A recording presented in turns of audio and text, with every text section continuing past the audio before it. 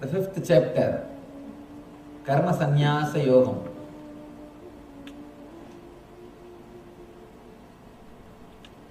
Starts with Arjuna's question.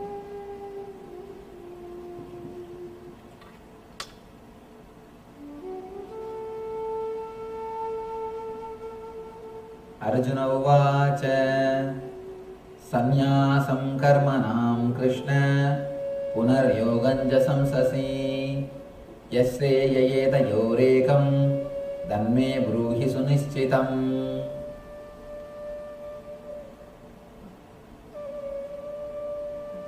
Arjuna said, "O Krishna, first of all you asked me to renounce work, and then again you recommend work with devotion. Now will you kindly tell me definitely which of the two is more beneficial?"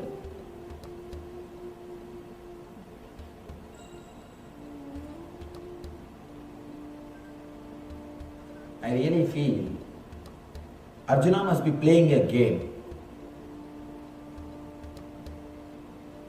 A person who was a king can never be so dumb. Again and again, Krishna is explaining so clearly in every sloka, but Arjuna is coming back to the same point. Either both of them are playing a game so that the Gita can be delivered to the world, or there is no way Arjuna can be saved.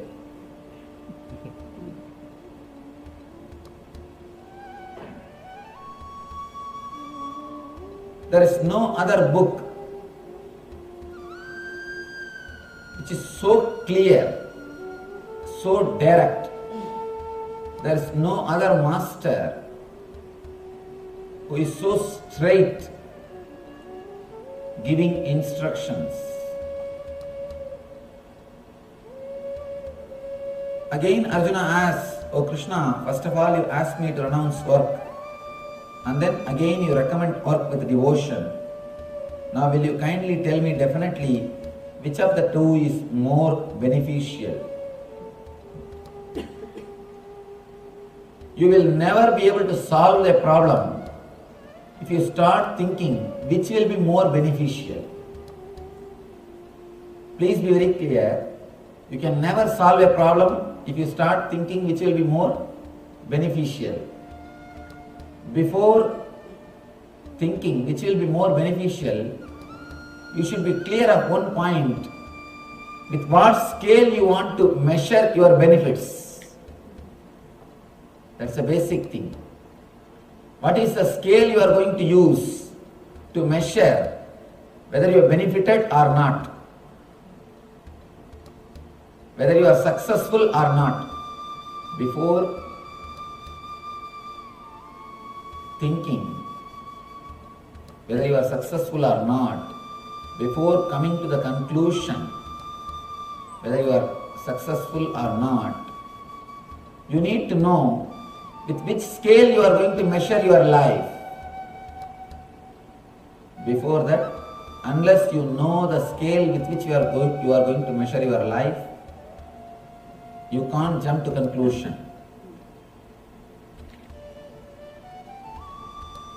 Jumping to the conclusion should be done with clear intelligence. Small one-liner. What do you call falling out of an airplane without parachute? That is jumping to a conclusion. Jumping to a conclusion. If you do it without a proper scale, you are just jumping to a conclusion. You don't know where you are landing. Before understanding, before measuring your life, whether you are successful or not, you should be clear with what scale you are going to measure your life. In the end of the day, if you are going to measure your life with a scale of dollars, then you have to work only for dollars. In the end of the day, you know with which scale you are going to measure your life. So from morning till evening, you will work only for that goal. End of the day, you know, yes, this is the scale with which I am going to measure my life. You can come to a conclusion whether you are successful or failure. But by the time you reach the evening, the very scale changes. Then what to do? In our life, when we start our life, the scale is different. When we end our life, the scale with which we are measuring whether we are successful or failure, the very scale changes. I can tell one thing, fortunately the scale changes. Only for a matured person scale changes. If you learn the lessons from existence, if you learn the lesson from life, the scale with which you will measure your life, whether you are successful or not, should change. If it does not change, please be very clear, you are going to take one more life from zero. Where you left, you are going to start your life from the same point. Unless you learn the lesson, you are not going to end the game. You are going to play the same game again and again and again. If the scale changes, the scale with which you measure whether you are successful or not, if it changes, it shows you are getting mature. If it stays with the same scale, dollar, if it stays with the same scale, money, please be very clear. Not only you will not be able to measure your life clearly, second thing, you will be sure failure. Third thing, you will again start your whole game from day one. From day one, how you came to the planet Earth, with the same maturity, you will start your next life also. In all three ways, you will be a failure. A man whose scale has not become mature. It's a very important thing. If only dollar is your scale, if only outer world comfort is your scale, be very clear, again and again you will feel you could have done little more. You could have done little more. I could have done little more. I think I missed. Let me tell you a small story.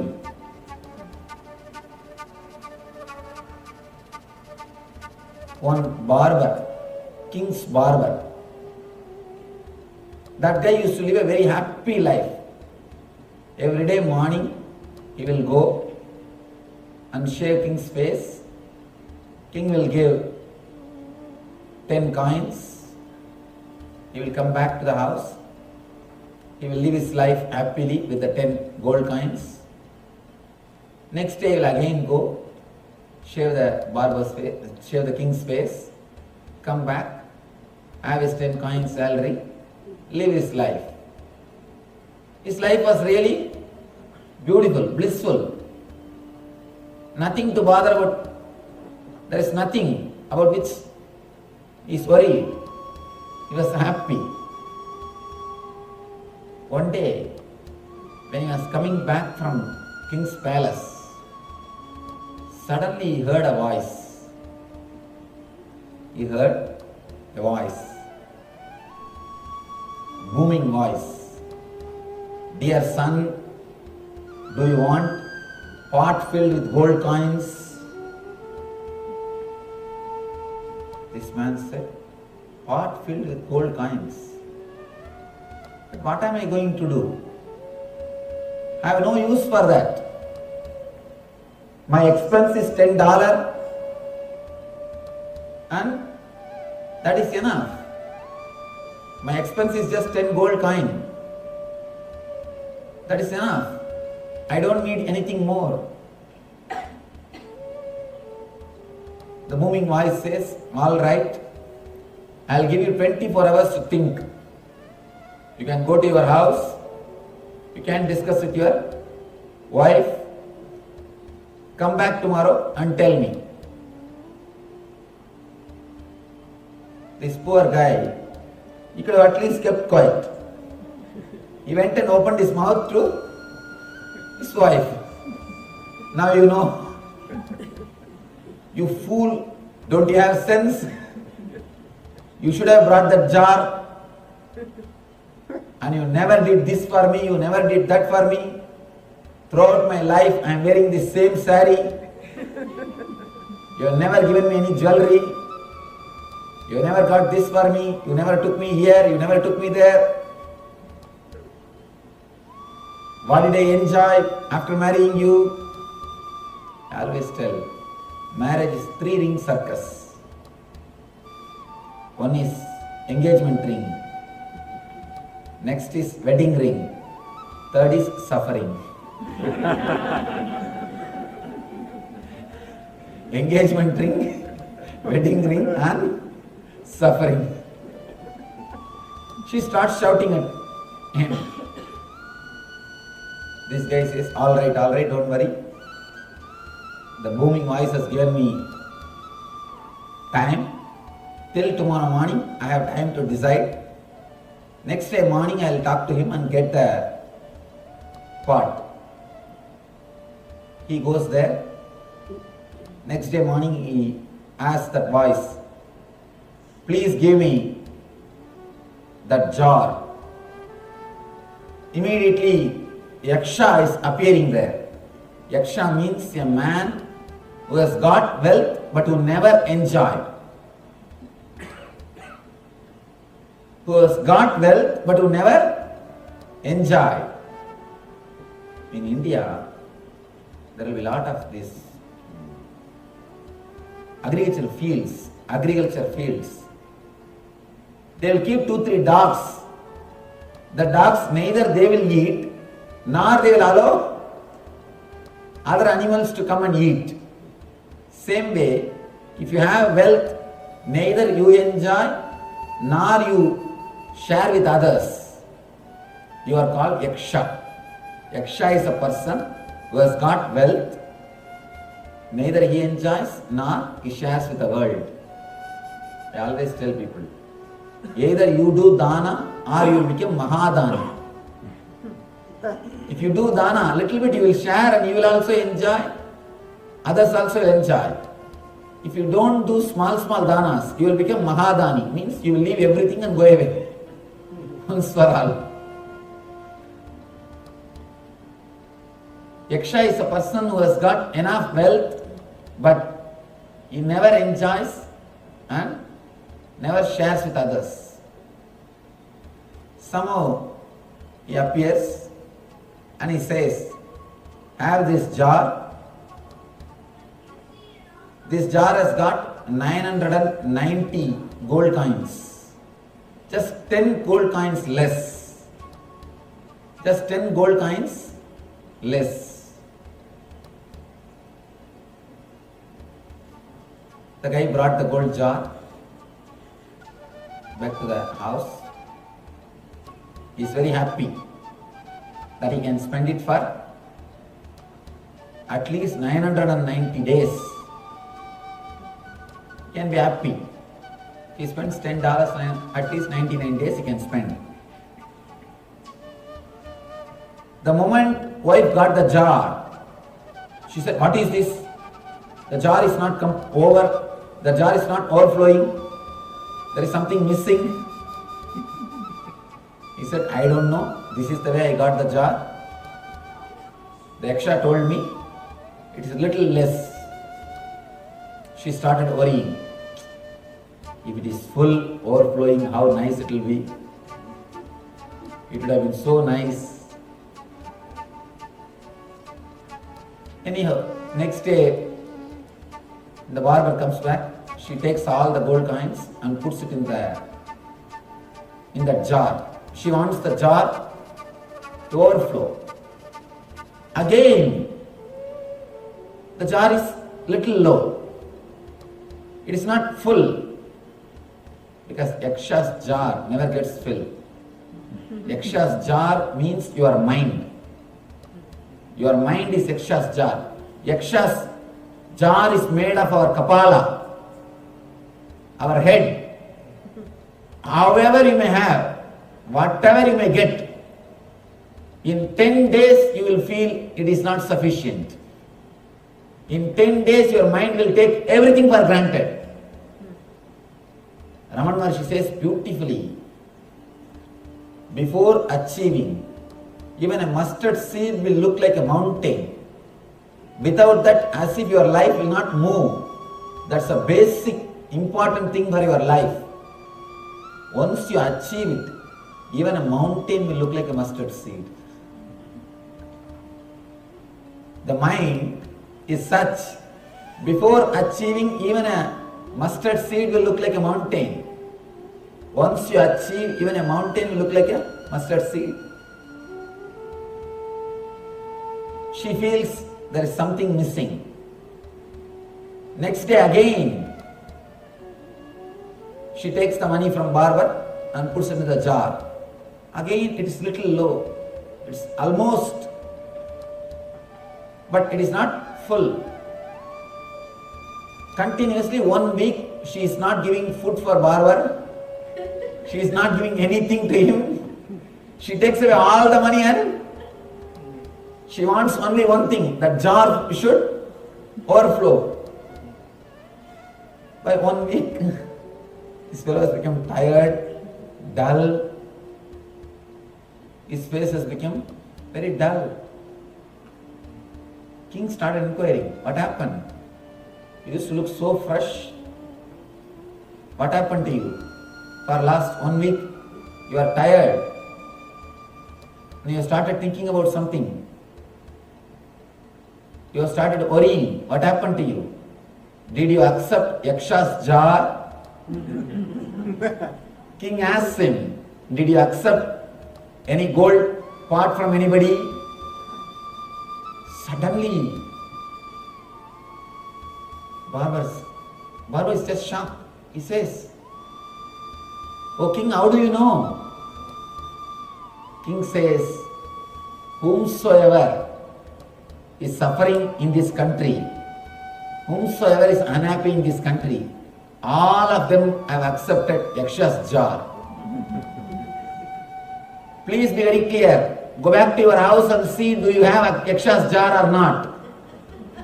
If you are worrying, if you are suffering, there is every chance in your house you are having Yaksha's jar. If you have Yaksha's jar, of course, when I say Yaksha's jar, it may not be there in your house, it will be there in your head. Yaksha's jar is made out of kapala, means the head, which always makes you feel you are not enough, you are not complete, you are not full. The head which makes you think continuously you are not enough, you are not complete, is what is Yaksha's jar. When you go back to your house, check once. Do you have Yaksha's jar in your house? Be very clear. Sometimes Yakshas hand over the jar in the form of bank balance. Don't think you may have just a bar. You may have just a jar. Don't think it will be just only in the form of a jar. It may be in your mind. Man who is continuously feeling that he is not fulfilled, or man who is measuring his whole life with the scale of wealth, will never feel fulfilled. Because he has got Yaksha's jar in his house, he will have only more and more suffering. Yaksha's jar will never be fulfilled. Yaksha's jar will never be filled. First we need to understand with what scale you are going to measure your life, whether your life is beneficial or not. That itself has to be defined. Only then you can enter, you can choose the path. The end of the day, end of your life, at the end of your life, how you are going to measure your life, that whether it was successful or not. Now itself let you be very clear. What is the scale? Here Arjuna asks, Sanyasam karmanam Krishna punar yoganja samsasi yasreya yedayo regam tanme bruhi sunischitam.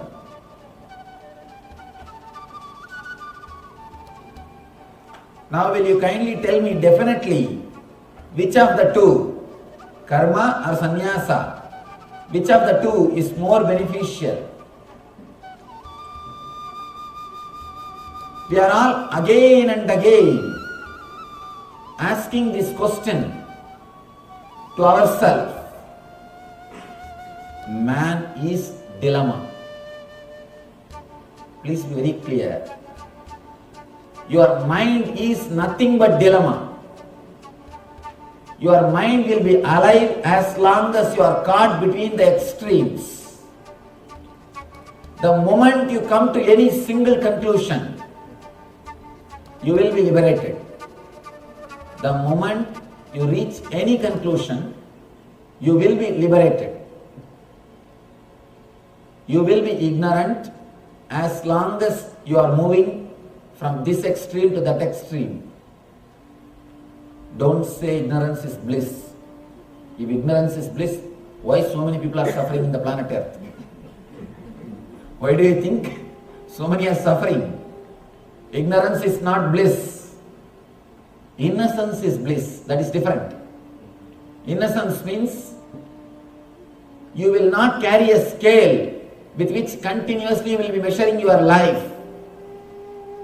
Ignorance means you will have a scale, but you are not able to fulfill your life according to your scale. If you neither have scale nor have a goal, then no problem.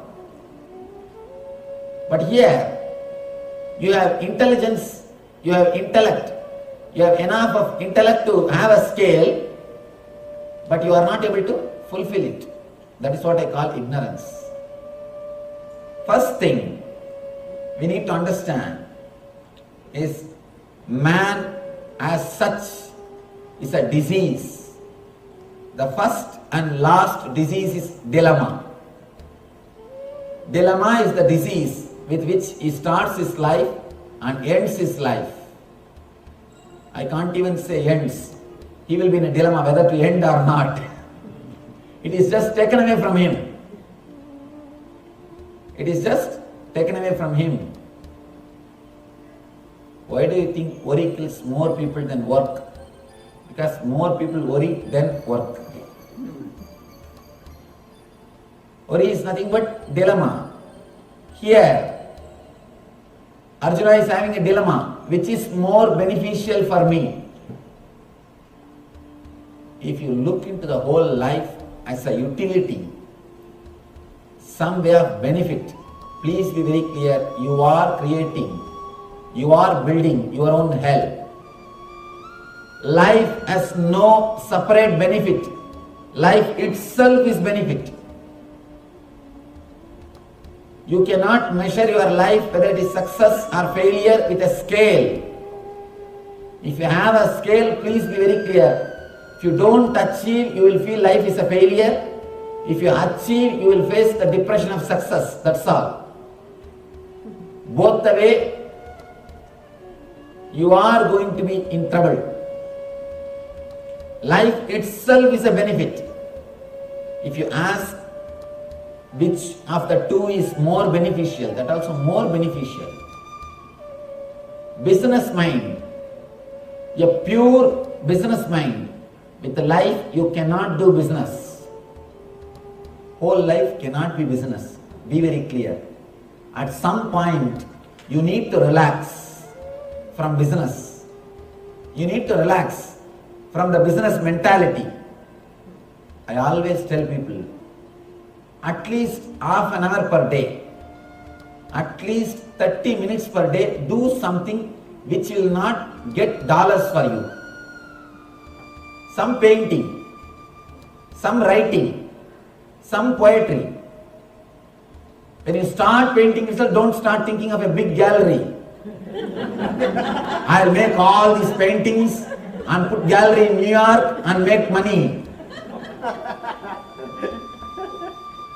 When you start writing few poems, don't start thinking of Nobel Prize.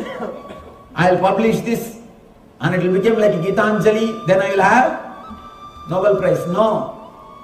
Without thinking about any result, benefit, just do something. Go to a place like this, some temple, clean it, wipe it. Don't think, I'll become leader of volunteer batch. The moment you take the broomstick in your hand, start mopping, start cleaning the room, start cleaning the temple, you start planning how to have a volunteer batch and how to become leader of that batch. All you need to do is only one thing, a simple technique. The whole thing is now reduced to a one-line message. Let all your mental thoughts, let all your physical deeds be directed towards the gratitude to the divine. Don't work out of fear or greed, because whatever you achieve out of your greed, you are not going to feel fulfilled. It's like a pouring ghee into the fire. Can you quench the fire by pouring ghee into it? Never. So you will never be able to feel the fulfillment. So all your actions done out of greed will only make your senses weak and tired. Same way, all your laziness done out of fear will only make your mind restless. Because you may not do anything physically, but your mind will be worrying. If you have become karma yogi out of greed, your senses will be only weakened, because how much you will run? All the running will make only your senses weak. If you become sannyasi out of fear, again, you may not do anything physically, but whole day you will be sitting and worrying. A small story, one-liner. When a man don't have money, the problem is money. When he has got money, the problem is sex. When he has got sex, the problem is comforts. When he has got comforts, when everything goes well, he starts worrying about the death. He has started bothering about the death. He has started thinking about death. Something or other will be going on in your mind. Don't think people who have become sannyasis, who are sitting in the Himalayas, they are in the bliss. They are in ecstasy. No. Unless they change the attitude, they cannot experience joy. Unless the attitude changes, they cannot experience bliss. Bliss is directly related to your attitude. Being, doing and having. Your whole life will be directed to doing and having if you are caught in fear and greed. If you center yourself into the being, doing and having, both will happen through you with a tremendous ecstasy. Never work out of greed, because that is waste. Never work out of fear. Again it is waste. Never become silent out of fear, because there is nothing to lose. Never become silent out of fear, because why should you be afraid? Whether you are afraid or not, everything is going to be taken away. Why not be blissful? Same way, never work out of greed, because whatever you achieve is going to be taken away. then why should you waste your life in working? Both the corners. Understand? There is a beautiful story. One man goes to Ramakrishna and asks for money as a blessing. Ramakrishna will never bless for money. He will never bless for money. He goes to Ramakrishna and asks, Master, please bless me. I should have wealth. Finally, Ramakrishna says, all right, let you have wealth. You will be surprised. He was working. He was not working. Actually, he used to collect paper from road. The roadside, he will collect the papers. And he will go to house and collect the old paper and make money out of it. He used to make his living out of it. The day Ramakrishna blessed, something happened. Within 10 years, he became the owner of a very big magazine called Ananda Bazar Patrika. If you are from Calcutta, you know. The founder of Ananda Bazar Patrika is disciple of Ramakrishna. Ramakrishna blessed him, you will have wealth. Till today the magazine is running. And you will be surprised. You don't have kids. You don't have kids. In the end of the life he says, oh God, now I realize I asked for wealth from Master. Now I understand. Throughout my life I did only one thing. I worked like a donkey, that's all, nothing else. I created the whole thing and I am now leaving it and going away. I just work for somebody who is going to enjoy this wealth. So if you work out of greed, please be very clear, one day you will repent. One day you will repent. Why do you think parents are so possessive of children? Because they have vengeance inside. I worked, created so much wealth, I am leaving it for you. Why don't you fellow obey from my words? Listen to my words. All the possessiveness comes because you suffered and created the wealth. That is why you have so much of possessiveness. You try to control them so much. If the wealth is created without suffering, when you give also, it will be like a graceful. You will give gracefully as a gift. You will not bind him in so many ways. You will not torture him. You will not expect him to do so many things. You will not play with your wealth. You will clearly write will in an open way. Why do you think people write always their will secretly? Why do you think people write their will secretly? So that they will be dangling the carrot. It is nothing but dangling the carrot. The guy should be continuously behind them. The person who has created wealth out of suffering, when he gives the wealth, he will share, he will give the suffering also.